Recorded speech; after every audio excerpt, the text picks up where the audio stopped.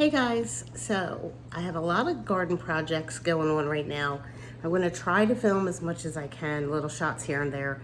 My tripod kind of took a tumble and isn't really working, so I might just have to catch you up on things after it's done if I can't find a way to support this little camera I got here, which is my phone. But so we're going to be putting the tomatoes in, putting up the cattle panel trellis for the tomatoes. We're having sod removed to make the cut flower garden. We're gonna get that cut flower garden planted up. So just a few little things, planting up peppers, stuff like that. So I'm gonna take you along with me while I do those things over the weekend. And so this will be over the course of a few days. So keep watching and see how it goes.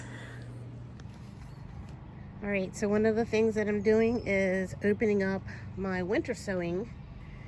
So we have Cherry Brandy Rebecca. Look, this is my seedlings that are all for the cut flower garden, besides this lilac.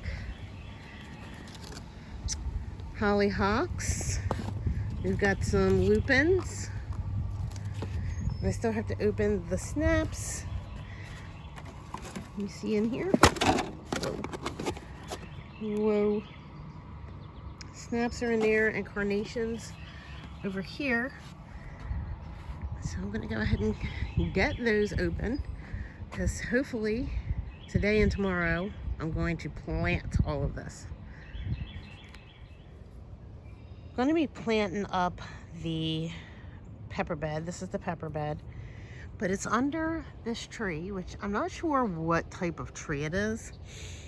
And it's dropped all of these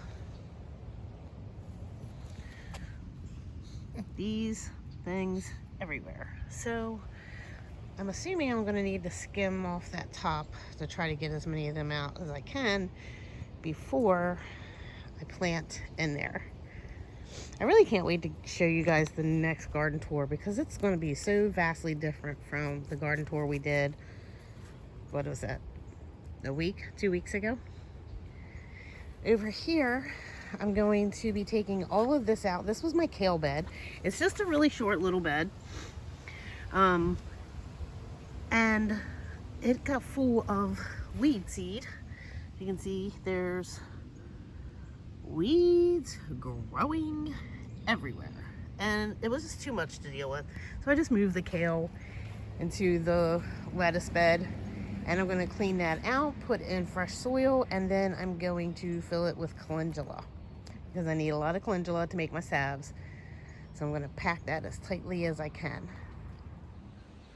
Okay, so the tomato trellis is all up and the tomatoes are all planted. I wasn't able to film me doing that because I had to help Travis with putting the panels up, and I had nowhere to prop the camera because it's a little windy while I planted the tomatoes, but I'm going to turn it around and show you what it's looking like. Okay, so here is our tomato trellising system. It is 8-foot cattle panel. Now we weren't able to get an 8-foot panel. They were sold out at Tractor Supply. So we went with a 16 and we just used bolt cutters and cut it. And this is, if you come this way, you can get a kind of an idea what it looks like. So what I did was this bed is 4 foot this way by 8 foot this way. And we gave it about 2 feet on either side with an area down the middle for airflow. I planted my tomatoes in, I staggered them so like one is here where one is back there. So that'll help with airflow because I wanted to get as many tomatoes in here as I could. We got 5-foot T-posts. We probably could have done with 6 foot, but we did 5-foot T-posts. Our beds are 12 inches tall. So we put the T-post in and then we just counted up 5 of the little notches. And then we just attached the panels with zip ties. And we used 3 T-posts for each panel. And there's, like I said, 2 panels total. And I'll go over what varieties I have in the next garden tour.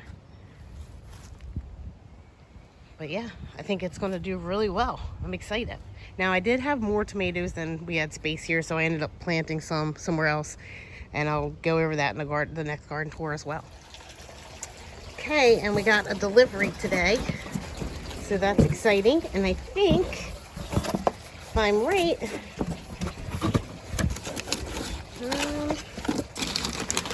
this should be my Sprinter boxwoods. Yes. Yes. 1, 2, 3, 4, 5, 6, 7. Yep. They look a little beat up. Let me pull one out. So these are proven winners.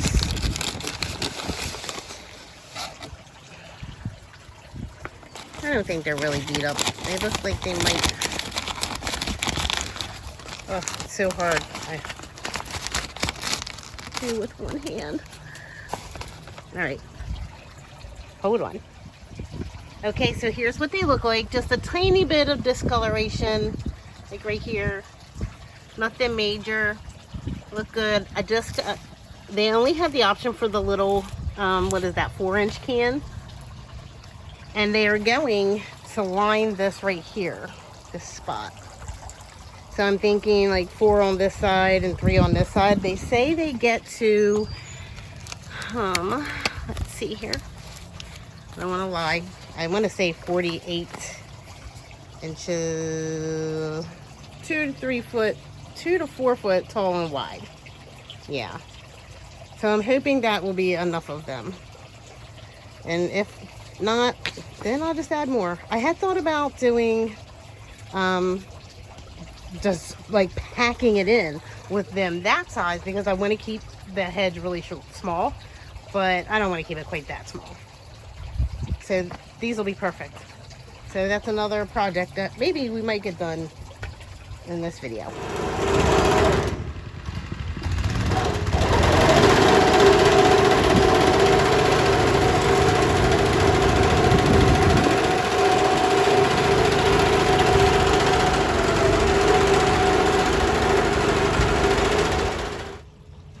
Okay, so this is a little bit difficult to do one-handed, but I'm burning holes into the landscape fabric.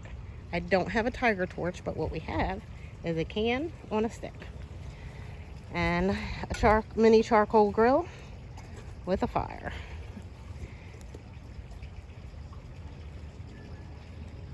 So then you got to put your can in here to get it nice and hot all the way around, which is not as easy as you would think, plus it's really windy today. Okay, and you bring it over, and I got my spots marked, and then they just plop it down, and boom, nice hole, perfect hole. Yes, there we go.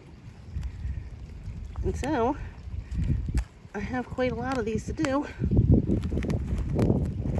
Some of them need a little second go if I let the can cool too much.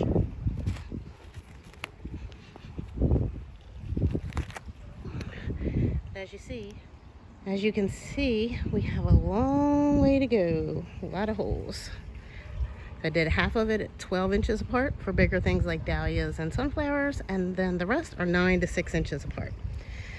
Here it goes. Okay guys, I think I'm gonna wrap the video up here. I've got all the holes dug, and I'm now filling them all in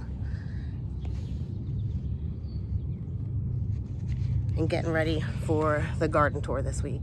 So thanks for going with me while I worked on all these little tasks, and I'll see you soon.